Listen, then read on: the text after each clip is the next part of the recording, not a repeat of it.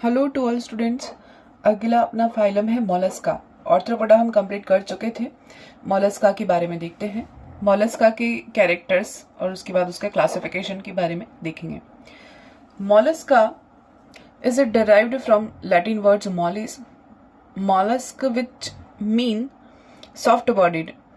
This term was first applied by Aristotle to the cuttlefish of the Aegean Sea.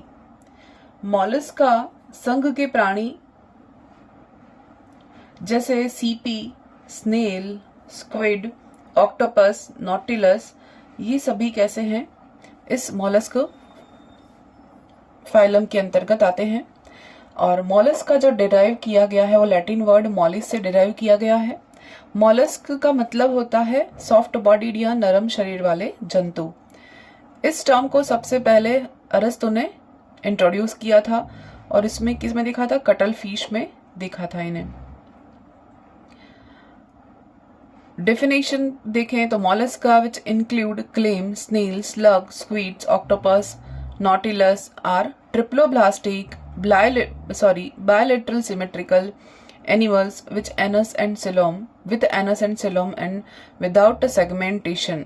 Important क्या है, यहाँ segmentation नहीं है, जो कि एनिलीड में देखा था, फिर ऑर्थ्रोपॉड में था, लेकिन यहाँ पर सेगमेंटेशन नहीं है। और ये ऑर्गेनिज्म कैसे हैं, ट्रिप्लोब्लास्टिक हैं, बायलेटरल सिमेट्री रखते हैं।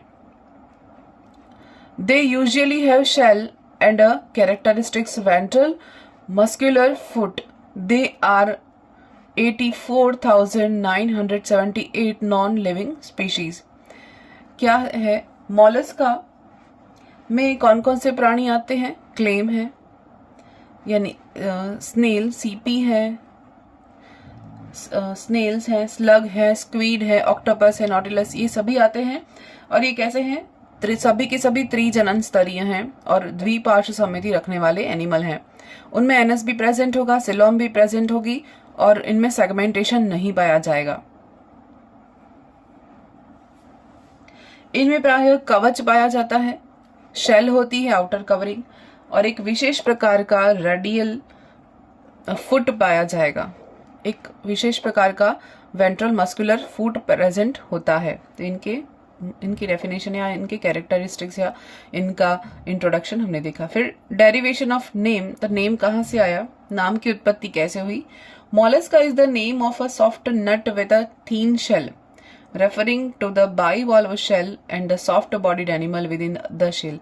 मोलस्का का जो नाम है वो किससे से आया है, एक नरम शरीर वाले जंतु से जिसके ऊपर एक हार्ड या बहुत कठोर कवरिंग है, और जो बाइवॉल्व यानी इस तरह से बाइवॉल्व शेल भी होती है, जिसके अंदर नम शरीर स्थित रहता है। शेल के अंदर दो तरह से वॉल्व बनी रहती है, कपाटों के अंदर नम शरीर बंद रहता है। जनरल कैरेक्टर्स देखते हैं। पहला है tissue system grade of organisation. यहाँ पर ये ध्यान रखना है कि इसके पहले ऑर्थ्रोपॉड पढ़ा था अपन ने, फिर एनिलीड पढ़ा था, तो वहाँ बॉडी ऑर्गेनाइजेशन कैसा था, यहाँ पर कैसा है, टिश्यू सिस्टम ग्रेड का ऑर्गेनाइजेशन है, जबकि ऑर्थ्रोपॉड में body organisation organ system level का था। तो ये डिस्टिंक्ट कैरेक्टर है, अगेन देखना है इसको। फिर ट्रिप्लोब्लास्टिक रहेंगे, सिलोमेट रहेंगे, अनसेगमेंटेड रहेंगे। सिर्फ किसको छोड़कर, मोनोप्लेकोफोरा फाइलम है उसको छोड़कर। फिर इसमें क्या आएगा, ये बायलेटरली सिमेट्रिकल होते हैं, नियोपेलाइना को छोड़कर, जो आगे दिखेंगे इसमें। Body divisible into head, mantle, foot and viscerals mass. Body कितने पार्ट में डिवाइड है, 4 पार्ट में, head, mantle, foot and visceral mass. Shell when present usually univalve और बाइवॉल्व, इनके ऊपर जो कवरिंग या शेल पाई जाती, कवच पाया जाएगा, वो उपस्थित रहेगा तो यूनिवॉल्व होता है नॉर्मली या बाइवॉल्व रहता है। कॉन्स्टिट्यूइंग एन एक्सोस्केलेटन इंटरनल इन सम, क्या बनाता है, बाह्य कंकाल बनाता है, कौन, शेल, कभी कभी अंतः कंकाल भी बना देता है। Coelom reduced and represent by pericardial cavity, gonadial cavity और किडनी। सिलोम रिड्यूस्ड होती है, इसमें क्या क्या रहेगा,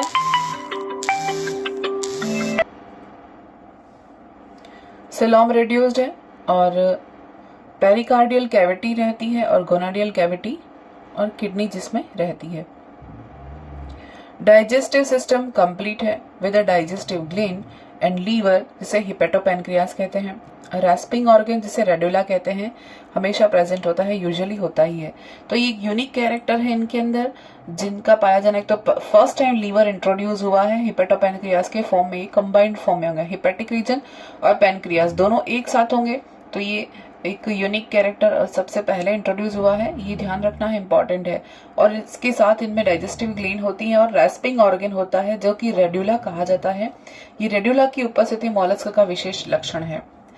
सर्कुलेटरी सिस्टम कैसा है? मेनली ऑफ क्लोज्ड टाइप, यहाँ बंद प्रकार का आ गया।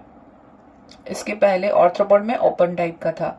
But in some heart with 1 or 2 auricle, 1 ventricle, blood with amoebocytes and haemocyanin. परिल संचरण तंत्र बंद प्रकार का है। कुछ में 1 या 2 ऑरिकल या आलिंद प्रेजेंट रहेंगे और कुछ में 1 वेंट्रिकल या नीलय प्रेजेंट रहेगा। और ब्लड में क्या पाया जाएगा? अमीबोसाइट सेल्स पाई जाएंगे, उनमें हीमोसाइनिन प्रकार का ब्लड पाया जाएगा।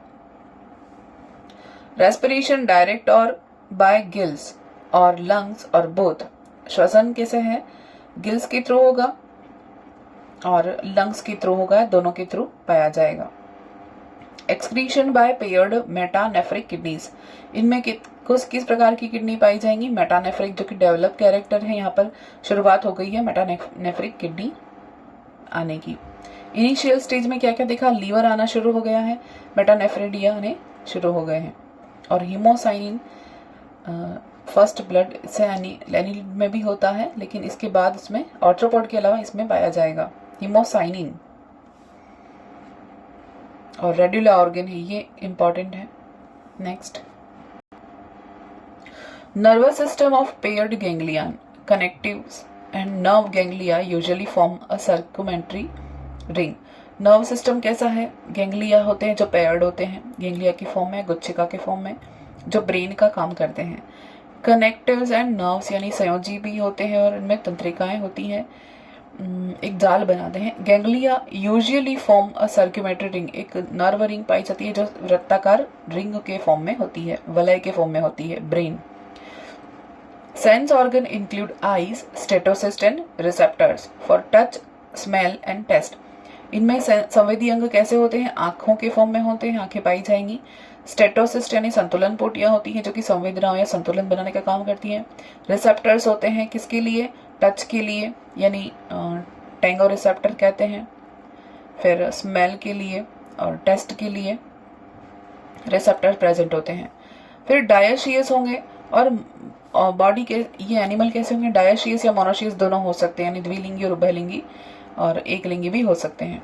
1 or 2 gonad with gonoduct opening into renal duct और एक्सटीरियर पोर्ट। 1 या 2 गोनाड्स प्रेजेंट रह सकते हैं एक साथ और इनकी ओपनिंग कहाँ होगी? रीनल डक्ट से होगी, बाहर की ओर।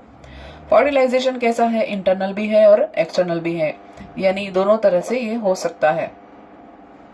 डेवलपमेंट कैसा होगा? डायरेक्ट भी हो सकता है, इनडायरेक्ट भी हो सकता है, यानी किसी किसी में लार्वा प्रेजेंट होंगे, किसी में नहीं होते। जैसे वेलिजर लार्वा है और टेस्ट वेलिजर लार्वा का क्वेश्चन बना था फर्स्ट ग्रेड में 2016 में। टेरेस्ट्रियल और एक्वेटिक दोनों हो सकते हैं, यानी कि ये टेरेस्ट्रियल भी देखे जा सकते हैं, स्थल पे भी देखे जा सकते हैं, और एक्वेटिक भी होते हैं। एक्वेटिक में भी चॉइस है इनके पास, फ्रेश वाटर में भी मिलते हैं कुछ स्पीशीज और कुछ स्पीशीज आपको मराइन में भी मिलेंगे। ये मॉलस्क का क्लासिफिकेशन था। नेक्स्ट हम देखेंगे इसकी क्लासिफिकेशन। ये जनरल कैरेक्टर्स थे, अब हम आगे देखेंगे क्लासिफिकेशन।